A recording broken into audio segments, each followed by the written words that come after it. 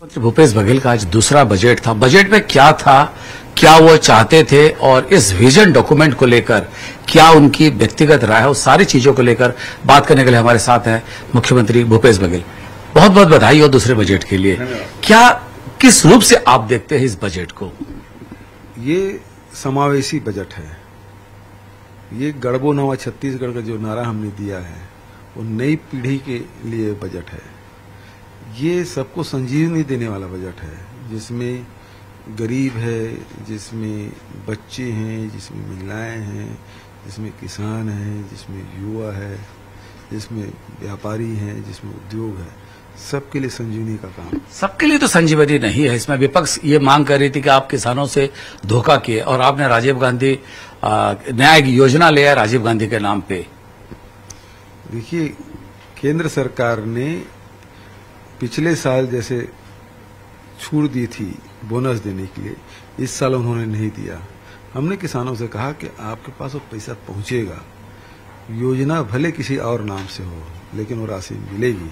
और हमने राजीव गांधी किसान न्याय योजना, जिसमें 5,100 करोड़ का प्रावधान किया है, वो राशि किसानों को पहुंचेगी। जब आप अमेरिका गश्त पे थे तो उस वक्त आपने जो नोबेल लॉरेट है इकोनॉमिक्स में जिनको नोबेल मिला, उनसे भी आपने मुलाकात की थी और उनका भी यही योजना था। तो इस सारी बातों को लेकर उनसे भी कुछ चर्चा हुई थी? देखिए, इस मामले में सबसे पहले तो राहुल गांधी जी से चर्चा हुई थी। फिर जो बनर्जी हैं, जो नोबेल पुरस्कार विजेता, उनसे भी बात हुई और सारे बातों को हमने बताया तो बड़े गंभीरता से उन्होंने सुना। और 10 मिनट की जो मीटिंग थी वो आधा पौन घंटे तक चला। तो छत्तीसगढ़ में जो योजनाएं चल रही है, खासकर गरीबी से कैसे लड़ा जाए, कुपोषण से कैसे लड़ा जाए, वो सारी योजनाओं को हम इम्प्लीमेंट कर रहे हैं। और इस बजट में आप देखेंगे सबके लिए सब कुछ है। बड़े किसान, मझले किसान या जो जिनका जमीन है, उन सबके लिए आपने कुछ ना कुछ रखा है। जो नाम मात्र चासी थे या जो गरीब हैं, उन तबकों के लिए भी कुछ इस तरह का योजना है? वो सभी प्रकार की योजनाएं हैं। देखिए, चाहे वो सार्वभौम पीडीएस सिस्टम हमने लागू किया है, जिसमें सबके लिए चावल और उसके लिए भी 3,000 करोड़ का हमने प्रावधान किया है। चावल भी मिले, बिजली बिल आधा हो और रोजगार के अवसर, वो सब हमने किया है। और उसके बाद नरवा गरवा घुरवा बाड़ी, उसमें सबको रोजगार मिलेगा। लगता नहीं है पहले साल में आपने इतने सारे दे दिए लोगों को सौगात कि लोगों को उम्मीदें थी कि दूसरे साल भी आप बहुत कुछ और देंगे। बिजली बिल हाफ हो जाना, किसानों की ऋण माफी हो जाना, बहुत सारी चीजों को आपने पहले साल में ले आए थे। इस साल उसीलिए क्या थोड़ा लोगों को ज्यादा उम्मीदें थी कि नई कुछ योजना लाएंगे, सीधे लोगों को बेनिफिट मिलेगा? बिल्कुल मिलेगा। देखिए, जहां तक के किसानों की बात है, किसानों को मिल रहा है। 4 यूनिट बिजली बिल आधा हमने किया। शिक्षा कर्मी के जो संविलियन है करने का वादा किया था, उसको हमने पूरा किया। साथ ही अब मुख्यमंत्री मितान योजना, उससे लोगों को घर पहुंच सेवा, लोग ऑफिस के चक्कर लगाते थे, वार्ड कार्यालय जिसके कारण से लोग परेशान होते थे, शहरी स्लम स्वास्थ्य योजना, लोग अस्पतालों को चक्कर लगाते थे, अब वो उनके दरवाजे पहुंचेंगे, उसके मोहल्ले में पहुंचेंगे। लाल फीताशाही कम होगा तो भ्रष्टाचार भी कम होगा। निश्चित रूप से सिंगल विंडो का होगा तो निश्चित रूप से उसका लाभ लोगों को मिलेगा और भ्रष्टाचार भी कम होगा। जिस हिसाब से आपने चावल की स्कीम को लेकर आए, उसी तरह के स्वास्थ्य को लेकर भी लगातार मांग थी और आपने भारत सरकार के प्रधानमंत्री का योजना जो था उसको विरोध किए थे। तो उस परिप्रेक्ष्य में इस बार क्या दिए है? देखिए, डॉक्टर खूबचंद बघेल जो छत्तीसगढ़ के स्वप्न दृष्टा थे, उसके नाम से हमने डॉक्टर खूबचंद बघेल स्वास्थ्य सहायता योजना हमने शुरू किया है, जिसमें 5 लाख तक के इलाज किया जाएगा। और उसके साथ साथ बड़ी बीमारियों के लिए लोग परेशान रहते हैं, घर बिक जाता है, आर्थिक रूप से चौपट हो जाता है। छत्तीसगढ़ पहले सरकार है जिसमें 20 लाख तक के लोगों को मदद कर सकते हैं। तो ये योजना हमने लाया है। तो राशन कार्ड के साथ स्वास्थ्य बीमा को, इस स्वास्थ्य सेवा को भी जोड़ने की कोई योजना? बिल्कुल। देखिए, हमने राशन कार्ड बनाया तो आधार से लिंक कर दिया था। जिसके पास आधार कार्ड है उसको हमने जोड़ा, तो और उसके बाद उसी राशन कार्ड से उसको और स्वास्थ्य कार्ड बनाने की जरूरत नहीं है, उसी राशन कार्ड से वो इलाज करा सकता है। अब उसी तर्ज पर एक इंटरनेट सेवा भी आप ला रहे हैं, जिसके तहत बार बार लोगों को आवेदन करने की जरूरत नहीं है। एक बार जो उसमें रजिस्टर्ड हो गया उसको सारी सुविधाएं मिलेगा। वो क्या है? देखिए, आज जब आप कोई सर्टिफिकेट आप चाहते हैं तो आपको बार बार चक्कर लगाना पड़ता है। लेकिन यदि आप किसी योजना के तहत एक बार आपने सारे सर्टिफिकेट दे दिए तो बार बार आपको लाने की जरूरत नहीं है। अतिरिक्त किसी और चीज की जरूरत पड़ेगी, वही भर लाने, वो दस्तावेज भर देना होगा। बचत आपके उसमें सब चीज रजिस्टर्ड रहेगा उस ऐप में, और आपको तत्काल आप मांगेंगे आपको मिल जाएगा। एक बात है, सिंचाई की बात कर रहे थे आपने, सिंचाई को लेकर पिछले दिनों काफी बातें भी की थी। हमने बस्तर में जब गए थे वहां पे भी बात हुई थी, बोधघाट को लेकर जरूर किए है आपने, पर बड़ी सिंचाई योजना या मध्यम सिंचाई योजना नया कुछ प्रारंभ करने की कोई प्लानिंग है या बजट में उस तरह का कोई सोच रहा? देखिए, जसपुर में सिंचाई परियोजना को हमने स्वीकृति दी, सरगुजा में स्वीकृति दी, बिलासपुर में भी स्वीकृति दी। आपके जो मैदानी हिस्सा की सिंचाई योजना बढ़ाने के लिए योजना हमने स्वीकृति इस बजट में शामिल किया है। और बोधघाट जो बस्तर में सिंचाई शून्य है उसके लिए भी योजना हमने लागू किया। प्रदेश में लगभग 30,000 नाले हैं, तो उससे कैसे किसानों तक फायदा हो, क्योंकि सिंचाई के प्रतिशत बहुत कम है यहाँ पे, और दूसरी तरफ से यहाँ मोनोक्रॉप सिस्टम है, बारिश होता है तभी फसल ले पाते हैं, उसको कोई प्रबंधन करके कैसे बेहतरी किए, इसके लिए कोई योजना? देखिए, बड़ी सिंचाई योजना के बारे में मैंने बताया। ये जो नाला है 30,000 हमारे छत्तीसगढ़ में नाला है, उसमें 1,000 नाले की इस साल हम वाटर रिचार्जिंग का प्रोजेक्ट हमने लिया है, ताकि सतही जल भी मिले, सब सॉइल वाटर मिले और अंडरग्राउंड वाटर रिचार्ज हो। उससे भी मतलब किसान के बोर सूखे मत, इसके लिए ये वाटर रिचार्जिंग योजना है। वो नरवा गरवा घुरवा बाड़ी में एक बड़ी योजना ये भी है, ताकि आज 5 लाख किसान ट्यूबवेल से सिंचाई कर रहे हैं, तो उसके ट्यूबवेल सूखे मत और नए स्रोत उनको मिले। ये बड़ी इंडस्ट्री की जब बात की जाती है, बेरोजगार से सीधे उसको जोड़ा जाता है। लगभग 25 लाख छत्तीसगढ़ में बेरोजगार है, जो रजिस्टर्ड बेरोजगार है। यहाँ पे एक मांग, मैं इंडस्ट्री लोगों से बात कर रहा था, वो बता रहे थे कि जिस तरह का रायपुर का या भिलाई का, जहां से आप आते हो, दोनों जगह पे इंडस्ट्री का जगह फुल हो गया है। बाकी जिलों में उद्योग केंद्र स्थापित करने की और किस तरह से छोटे उद्योग तक, मझले और छोटे उद्योगों को स्थापना करने के लिए कोई योजना, कोई प्लानिंग? देखिए, जो निगेटिव लिस्ट में डाला गया था उसको हमने बाहर कर दिया है।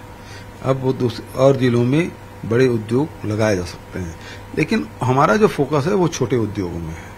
हमारे जो कृषि से जुड़े हुए जो उद्योग हैं वो लगे, हमारे लघु वनोपज से जुड़े हुए वो उद्योग लगे, और इससे जहां वैल्यू एडिशन होता है वहीं ये छोटे उद्योग ज्यादा रोजगार देते हैं।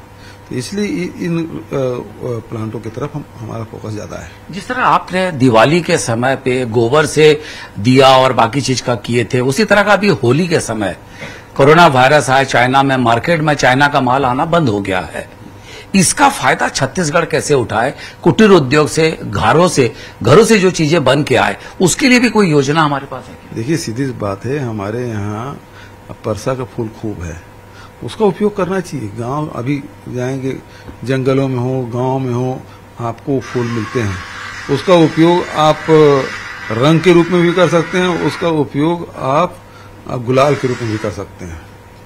एक साथ ही एक चीज और भी आ रहा है कि जिस तरह से आप कुटीर उद्योग की हम बात कर रहे हैं, तो एक स्कीम ऐसा ले सकते हैं, क्योंकि जो छोटे उद्योग है या जो गांव के उद्योग हैं, चाहे हम लोग दिया की बात कर रहे थे, उनके लिए मार्केट की बड़ी दिक्कत है। कोई प्रॉपर ऐसा मार्केट नहीं है। पहले होता था साप्ताहिक बाजार होता था, कई माओइस्ट इलाका भी है जहां पे साप्ताहिक बाजार बंद हो गया।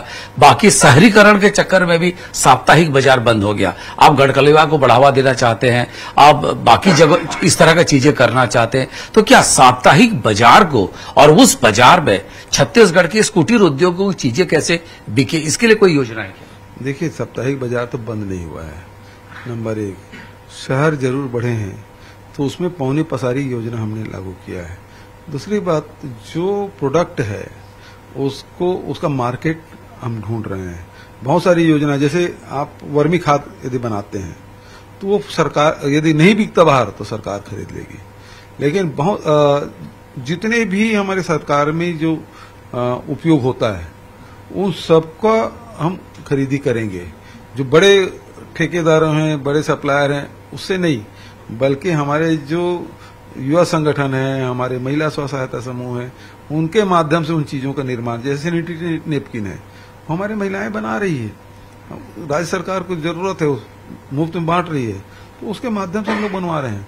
उसी प्रकार से मान लो दूध उत्पादन बढ़ता है तो दूध उत्पादन में अब सोया मिल्क नहीं बल्कि गांव में दूध उत्पादन होगा, उन्हीं को बच्चों को पिलाएंगे, क्यों बाहर जाना पड़ेगा।